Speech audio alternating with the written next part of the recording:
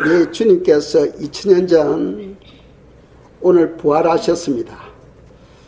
우리에게 엄청난 부활의 소망을 주셨어요. 유엔에서 발표에 의하면은 하루에 또 병으로, 사고로, 자연재난으로 죽는 사람들이 20만 명이 넘는다 합니다. 하루에. 그런데 우리 주님께서 다시 살아나심으로 말미암아 우리에게 부활에 대한 소망을 주셨고, 부활된 사람들은 우리가 부활되면은 거기에는 병도 없지요. 늙는 것도 없고 또 죽음도 없습니다. 그러니까 우리에게 엄청난 소망을 주셨어요. 그래서 성도는 부활을 사모하며 살아가야 됩니다. 그런데 문제는 뭐냐 하면은 부활을 믿지 못하고 있는 사람들이 많아요. 예수님 당시에만 하더라도 사두개인들은 부활이 없다 하고 부활을 믿지 않았어요. 오늘날에도 예수 그리스도 안에 있는 많은 사람들이 부활을 믿지 못하고 있는 사람들이 많습니다.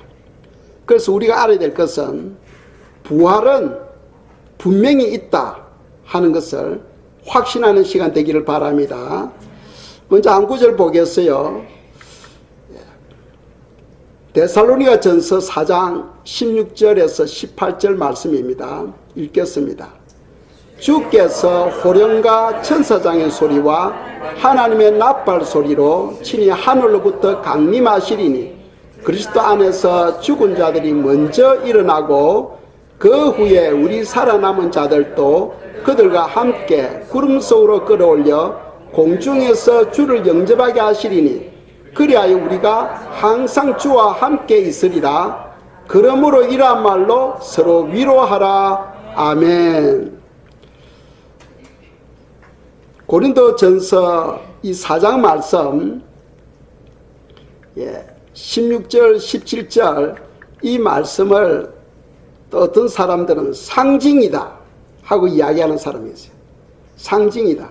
부활은 없다 하고 믿는 사람들이 있어요. 그러나 성경의 말씀은 하나님의 말씀이고 진리이기 때문에 그건 변함이 없습니다.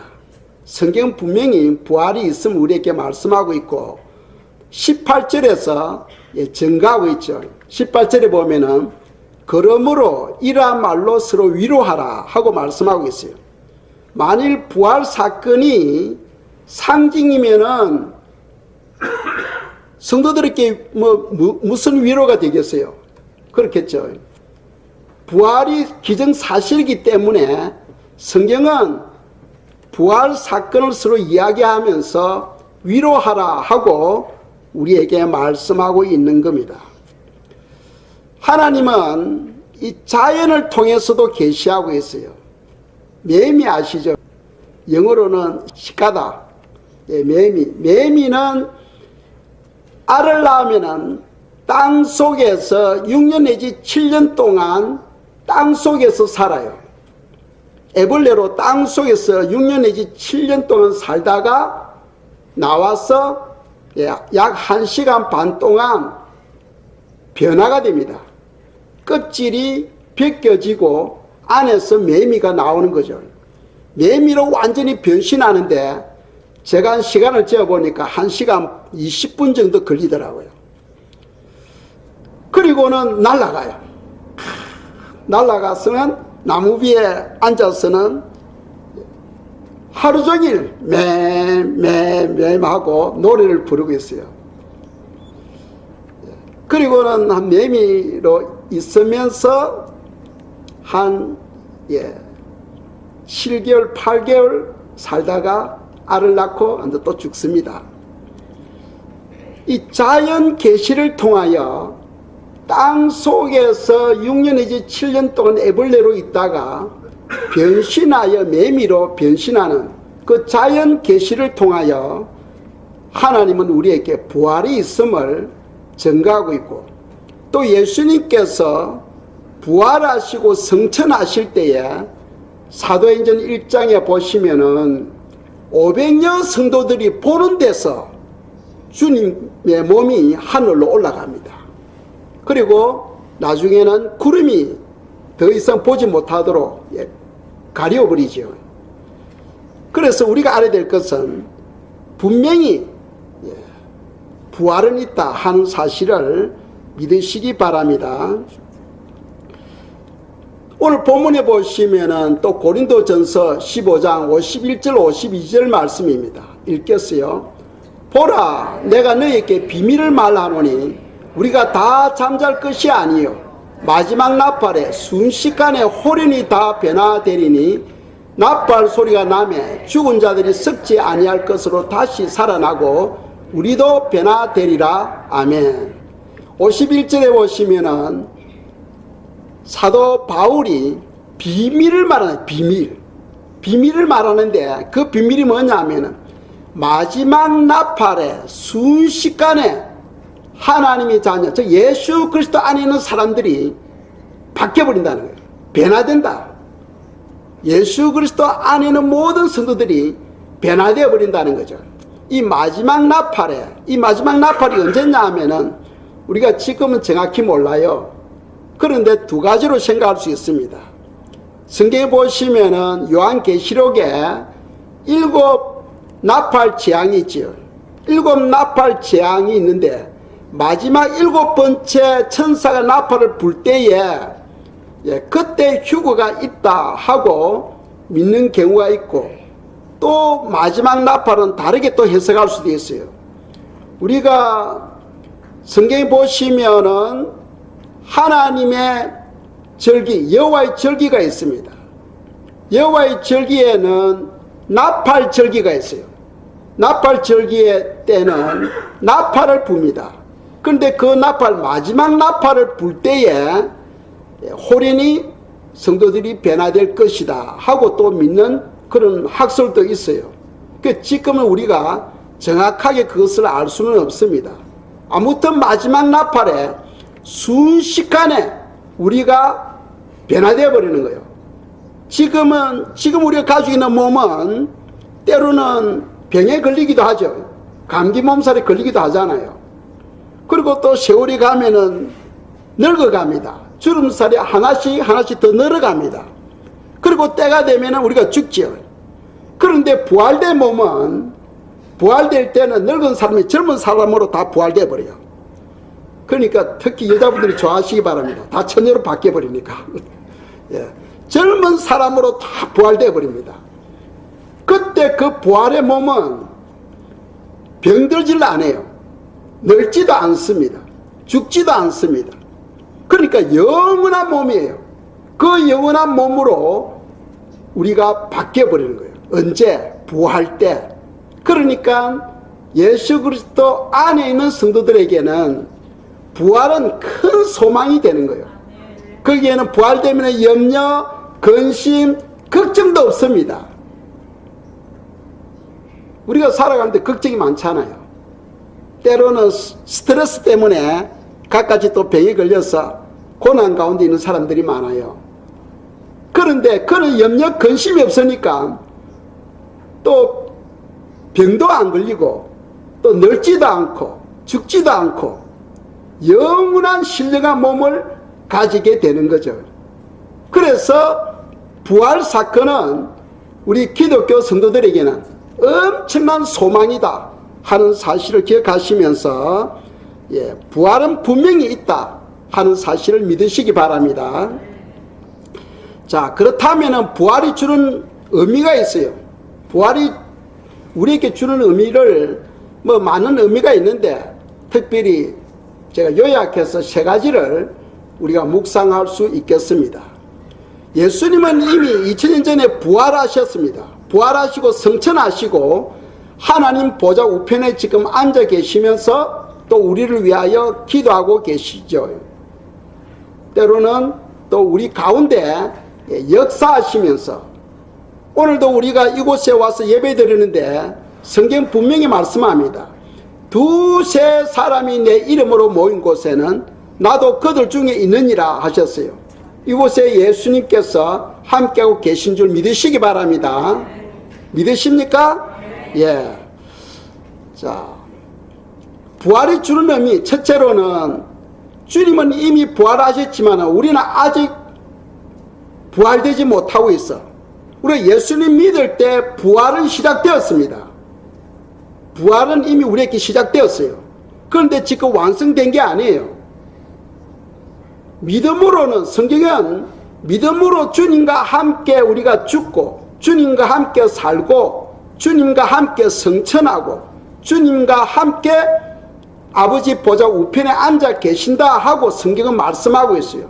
그것은 믿음으로 되는 거예요. 믿음으로. 그런데 아직 그것이 완성된 건 아니에요. 이해가시죠? 그래서 우리가 예수 그리스도를 믿음으로써 때가 되면 우리도 부활되어지는데, 우리의 부활은 상급과 함께 구원을 완성하는 것이 됩니다. 우리의 부활, 때가 되면 우리가 다 부활되잖아요. 부활될 때 그때는 상급과 함께 우리가 봉사하고 열심히 기도하고 전도하고 또 섬기고 이 모든 것이 다 부활의 상급으로 우리에게 주어지게 되는데, 상급과 함께 구원이 완전히 완성되어 버려요. 지금 우리가 예수를 믿지만은 아직 구원이 완성된 건 아닙니다. 지금은 공사 중이에요. 공사 중. 즉 무슨 말이냐면은 우리가 예수님을 믿을 때 구원은 받았어. 구원은 받았는데 하나님 나라가 우리에게 임했는데 완성된 게 아니에요. 즉 무슨 말이냐면은 우리 몸은 영과 혼과 육체가 있어요. 우리가 예수님 믿을 때 하나님의 영이 우리 안에 들어옴으로써 우리 영이 100% 변화되었습니다. 아시겠죠? 우리의 영은 완전히 거듭난 거예요. 그런데 혼은 거듭나질 않았어. 혼은 우리 속사람인데 예수님 믿고 죽을 때까지 우리 혼은 계속해서 변화되어 가는 거예요. 변화되어 가는 거예요. 이해가시죠? 날마다 예수 그리스도의 그 형상으로, 그 인격으로 우리가 변화되어 가는 거예요. 그래서 우리가 구원을 날마다 이루어 가는 거예요. 그 변화된 만큼 부활의 영광이 결정되어지는 겁니다. 그리고 우리 육체는 지금 점점 썩어져 가요. 내가 아무리 예수님 잘 믿어도 내 육체는 늙어갑니다. 머리카락이 더 많이 빠지고 주름살도 더 많이 늘어가고 그리 돼요. 그런데 때가 되면 죽잖아요. 그런데 이 육체는, 이 몸은 언제 완전히 회복되어지느냐? 부활 때. 부활 때. 아시겠죠? 그래서 우리의 신앙생활은 날마다 구원을 이루어가는 거예요. 이해가시죠? 날마다 우리의 구원을 이루어간다 하는 사실을 기억하시기 바랍니다. 고린도전서 15장 14절입니다. 읽겠어요. 그리스도께서 만일 다시 살아나지 아니하셨으면 우리가 전파하는 것도 헛것이요 또 너희 믿음도 헛것이며 아멘. 만일 예수님이 부활하지 못했다면은 지금 우리 믿는 이 모든 신앙생활은 다 헛것이 되어버린다는 거예요. 예수님이 십자가에 죽으심으로써 제 문제는 해결했지만은 예수님이 부활하셔야 하나님 보좌 우편에서 앞으로 우리를 심판하실 때 아버지 내가 저들을 아나이다 하고 그분이 우리의 보증서가 되는 거예요. 보증이 되는 겁니다. 그런데 주님께서 부활하지 못하신다면은 여전히 사망의 권세를 깨트리지 못하고 잡혀 있는 거죠. 그런 경우는 여전히 우리가 예수님 믿어도 제 문제가 해결되지 못하고 또 우리에게 부활이 없는 거죠. 그러니까 믿음도 헛것이 되어버립니다. 그런데 주님께서 분명히 부활하심으로 말미암아 또 성경은 그것을 확정하고 계시기 때문에 우리는 부활을 믿게 되고 부활로 말미암아 우리는 상급과 함께 구원이 완성되어진다 하는 사실을 믿으시기 바랍니다. 그러니까 부활의 첫 번째 의미는 우리가 부활될 때에 상급과 함께 구원이 완성되는 때다 하는 것을 기억하시면 되겠습니다. 두 번째로 부활의 의미는 사단의 공격과 유혹으로부터 완전히 해방받는 날이에요. 우리가 지금 예수님 믿지만은 사단으로부터 공격을 받고 있지요. 사단으로부터 공격을 받고 있습니다. 그러나 그것은 일단 누구든지 예수님 믿으면은 하나님의 자녀가 되어버려. 하나님의 자녀는 하나님이 보호하십니다. 그런데 우리가 주님과의 그 교제가 뜸하게 되고 주님으로부터 멀어지게 되면은 주님께서 우리 방패가 되시는데 그 방패, 그 울타리를 거두어버려요. 거두어버리면은 사단이 우리에게 접근해서 우리에게 고통을 주어. 그런데 사단이 올 때는 반드시 하나님의 허락을 받아야 돼요. 왜? 우리는 하나님의 자녀니까. 이해가시죠? 그래서 사단이 우리에게 올 때는 반드시 하나님의 허락하여 오는 거예요. 그래서 우리는 하나님과 친밀한 그런 삶이 있어야 된다는 거죠. 왜? 그분이 바로 우리의 방패가 되시고 우리의 피난처가 되십니다. 주 예수 그리스도 그분이 우리의 영원한 구원자가 되십니다. 그런데 우리가 주님으로부터 조금 멀어지게 되면은 주님께서는 사단을 허락해. 왜? 사단이 하나님께 참수하거든. 주님의 그 자녀가 이런 죄를 범하고 있는데 그대로 용서가 되겠습니까? 하면서 참수를 하니까 하나님께서 그래, 그렇다면은 그 아들에게는 목숨은 손대지 말고 네가 알아서 해라 하고 이런 식으로 허락을 한다는 거예요. 성경에 있지요. 그 욥기에 나오잖아요. 욥기. 욥에게 사단이 올 때에 욥은 동방의 의인입니다. 하나님으로부터 인정받는 사람이에요. 그런데 하나님께서 욥을 뭔가를 깨닫게 하도록 하기 위해서 사단을 허락하죠. 사단이 하나님께 가서 참소합니다. 그래서 하나님께서 사단에게 허락을 해요. 그래서 욥에게 사단이 와서 고통을 주는 거죠. 그와 같이 우리는 하나님의 자녀인데 그냥 사단이 우리에게 못 와요. 하나님의 허락을 받고 옵니다. 하나님께서 우리에게 허락할 때는 하나님은 다 보고 계시잖아. 우리는 하나님의 자녀니까. 근데 왜 허락하십니까? 우리의 믿음을 성장시키고 더 좋은 부활을 준비하도록 하기 위해서 우리에게 매를 드는 거예요. 여러분들 자녀들이 부모의 생각에서 어긋난 길로 가면은 꾸중을 하죠. 그와 같은 거예요. 우리가 주님의 말씀대로 잘 살아가면은 주님께서 계속 복을 주시는데 주님의 뜻에서 벗어나게 되면은 주님께서는 해초리를 드는 거예요. 그렇게 생각하시면 됩니다. 왜? 우리를 하여금 더 아름다운 믿음의 사람으로 자라도록 하기 위해서요. 그리고 더 아름다운 부활을 잘 준비하도록 하기 위해서 사단을 허락한다는 사실을 기억하시면 되겠습니다. 그래서 우리가 부활되어지면은 그때는 완전히 사단의 공격과 유혹으로부터 완전히 해방받습니다. 그때는 완전히 사단하고 우리하고는 별개가 되어버려요. 지금은 사단이 공중 권세를 잡고 있죠. 그런데 우리가 부활될 때는 우리는 하늘나라로 올라가 버립니다. 올라가 버리기 때문에 더 이상 사단하고는 상관이 없어요. 하늘의 공중 권세를 잡고 있고 또 사단은 하나님의 보좌에 출입하고 있어요. 그러나 때가 되면은 사단이 이 지상으로 쫓겨나게 됩니다. 사단이 이 지상으로 쫓겨나게 돼요. 그리고 우리는 하늘나라로 올라가니까 더 이상 사단하고 상관이 없게 됩니다.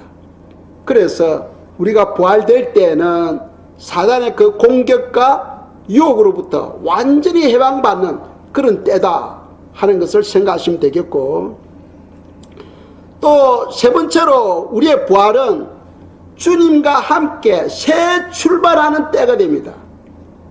우리가 부활되면은 그때는 주님과 함께 새로운 삶을 위하여 출발하게 되는 그런 때예요. 그러니까 우리에게는 엄청나게 기대가 되죠. 우리가 부활되는 날을 사모하며 우리가 살아야 됩니다. 그러면은 부활을 어떻게 잘 준비할 수 있는가 하는 거예요. 부활을 우리가 잘 준비해야 되겠는데, 부활을 잘 준비하기 위해서는 우리가 한 구절 알아야 돼요. 요한복음 11장 25절 26절입니다. 읽겠습니다. 예수께서 이르시되 나는 부활이요 생명이니 나를 믿는 자는 죽어도 살겠고 무릇 살아서 나를 믿는 자는 영원히 죽지 아니하리니 이것을 내가 믿느냐? 아멘. 이 예수님이 바로 부활이요 생명이라는 거예요.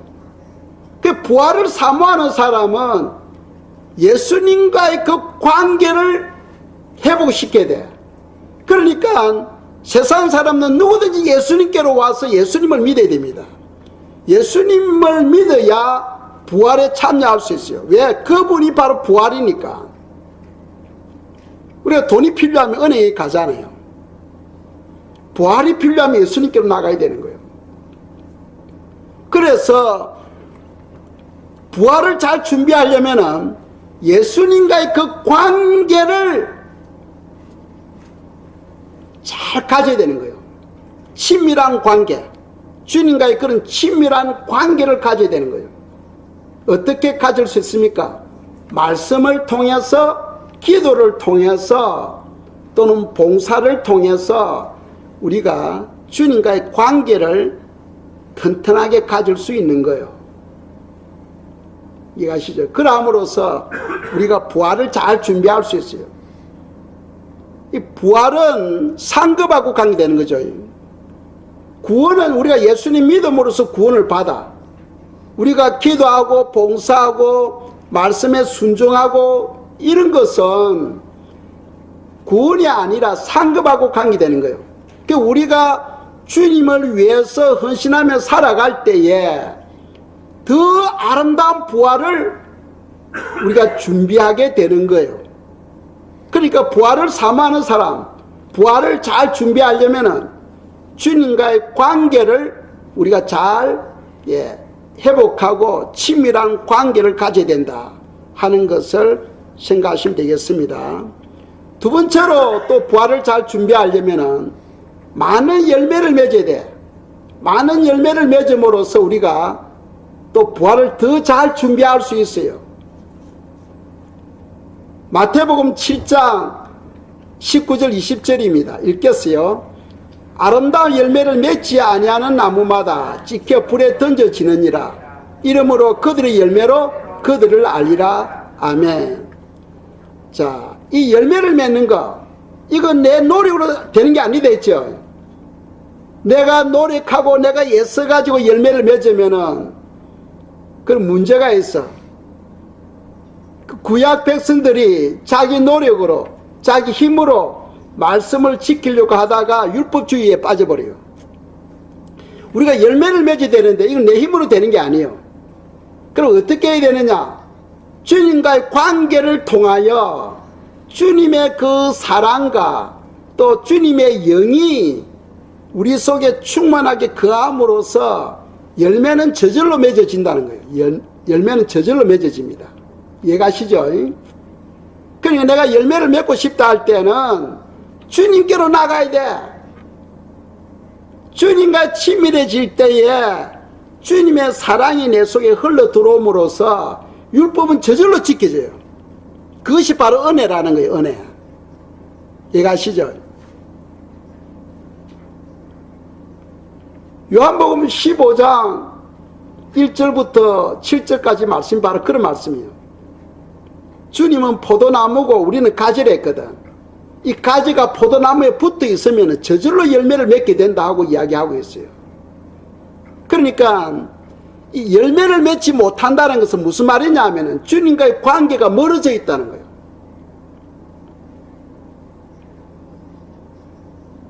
멀어지면은 주님의 사랑이 내 속에 들어올 수 없어요. 주님의 사랑이, 아가페 사랑이 내 속에 흘러 들어오게 되면은 저절로 열매가 맺어져, 저절로. 그래서 사랑은 율법의 완성이라고 성경 말씀하고 있죠. 사랑은 율법의 완성이다. 하나님의 사랑이 내 속에 들어오게 되면은 모든 율법이 저절로 지켜져 버려요. 지켜져 버립니다. 그래서 예수님이 우리의 구원자가 되는 거예요. 내 노력으로 내가 말씀을 다 지킬 수 있으면은 우리가 구원자가 되어버리잖아요. 그런데 그렇게 될 수가 없어요. 구약 백성들이 자기 노력으로 열심히 말씀대로 살려고 했지만 다 실패했어요.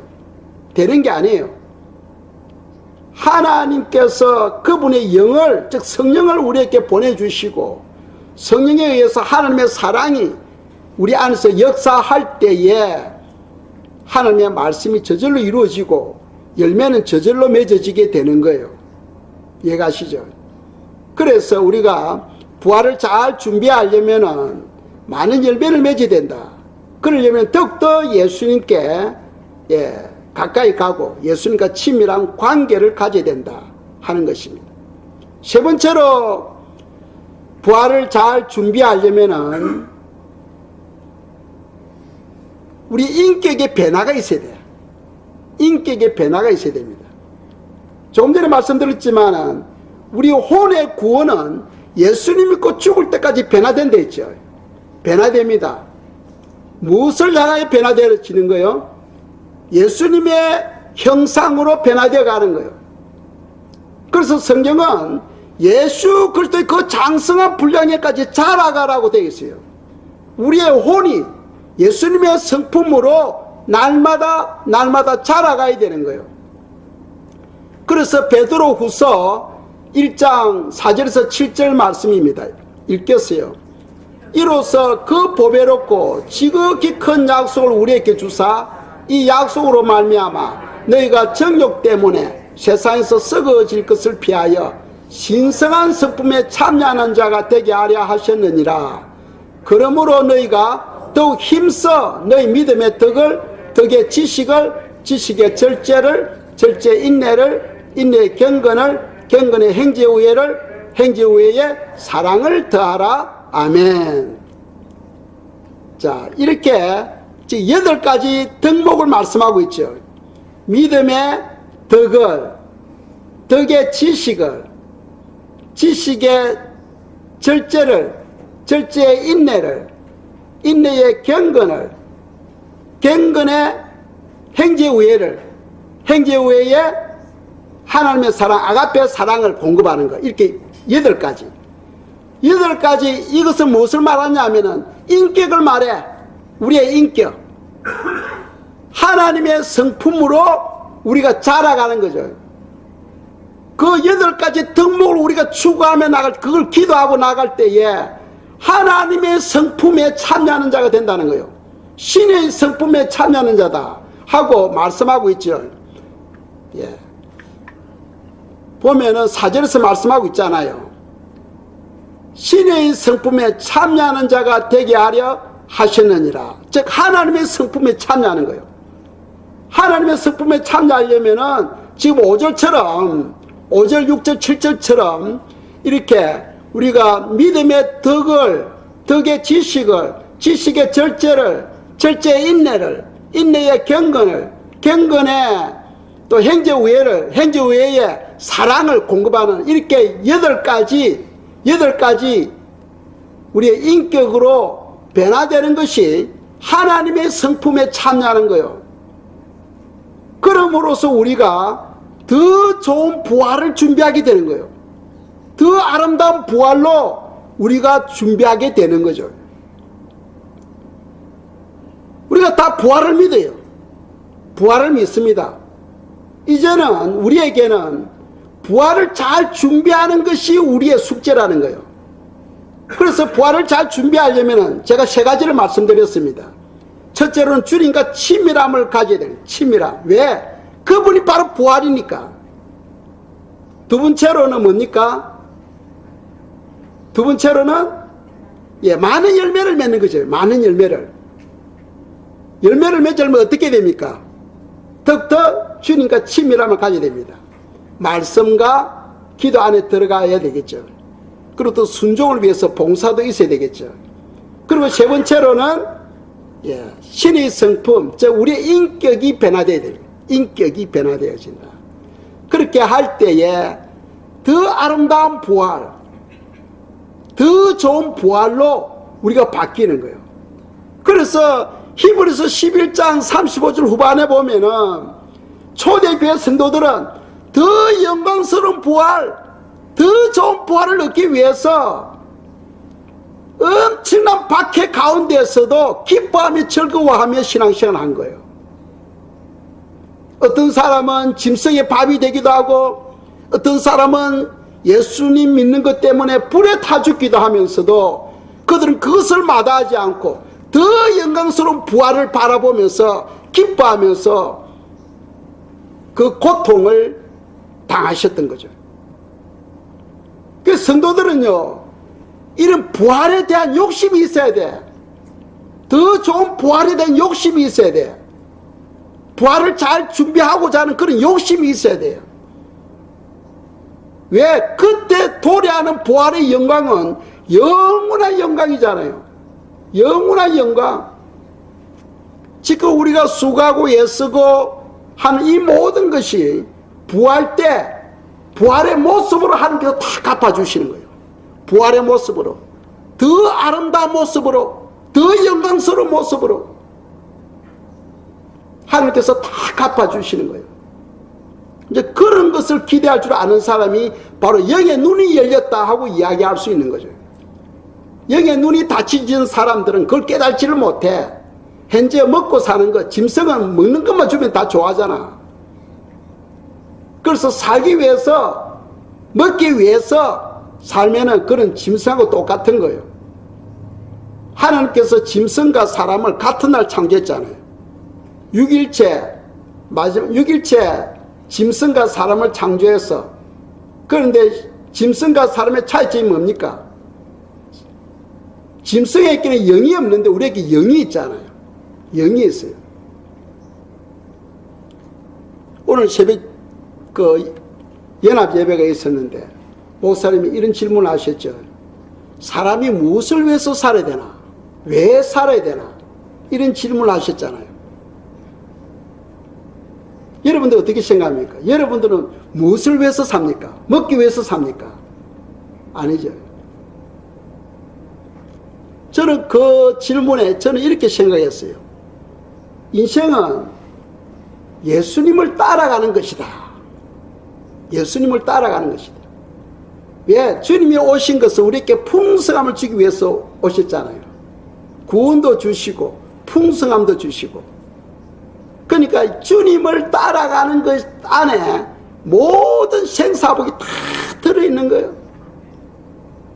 그래서 주님께서 요한과 베드로를 부르실 때에 어떻게 했어요? 나를 따라오너라 하니까 그들이 모든 것을 내려놓고 주님을 따라가죠.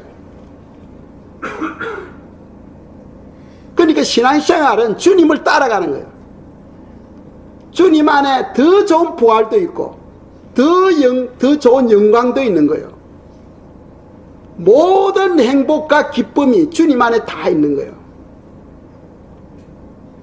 그래서 오늘 부활절을 맞이하여 우리 성도님들이 부활을 사모하고 또 부활을 잘 준비하기 위하여 그것에 대한 소망을 가지고 살아가는 성도님들이 되시기를 축복합니다. 축복합니다. 이 시간 저희들이 합심해서 기도드리겠습니다. 기도할 때 주여 부활을 잘 준비할 수 있도록 저희들께 지혜를 주시고 또 믿음도 주시고 더욱더 주님과 친밀해질 수 있도록 도와달라고 이 시간 기도드리겠습니다. 할렐루야. 주 하나님이여 감사합니다. 주님은 우리의 소망이시고 부활로 말미암아 저희들에게 엄청난 소망을 주셨습니다.